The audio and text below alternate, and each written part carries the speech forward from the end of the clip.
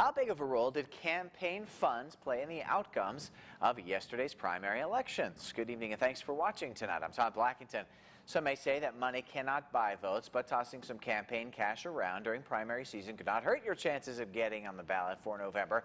Today, our Logan McDougall looked into how much was spent per vote in some of the area's primary races. He joins us from the Pocatello newsroom with some interesting information tonight, Logan. Well, Todd, of the races I looked into, an average of $1.04 was spent per vote. Now, those numbers come from the expenditures listed by candidates on their pre-primary disclosure form, which ran from the beginning of this year to the end of last month. And now looking into individual races, in the Bannock County Prosecutor's race, winner Kent Reynolds spent just over $1 per vote to edge out Vic Pearson, who spent close to $3.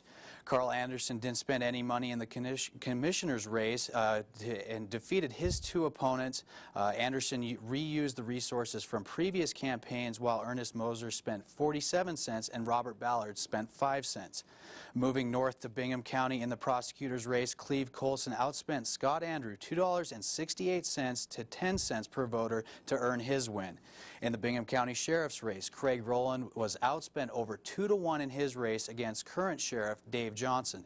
And in Bonneville County, in the sheriff's race there, the top two vote earners, Paul Wild and Chad Christensen, spent 40 cents and close to $2.60 respectively.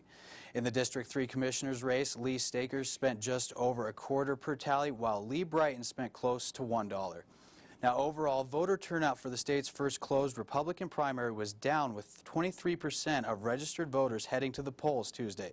In East Idaho, Bannock saw a turnout of 15.5%, Bingham was just over 35%, and Bonneville checked in at just above 23%. Secretary of State Ben Usursa says the state's overall low numbers were the lowest in the state's history. We kind of thought it would take a couple percentage point hit on the fact that some folks were concerned about the closed primary aspect and having to publicly declare party affiliation. We were hopeful it didn't have a negative effect. I think it did. And now statewide, close to 180,000 voters casted a ballot yesterday. Todd, back to you. All right, now on to the general election. Thank you very much, Logan McDougall, reporting for us tonight.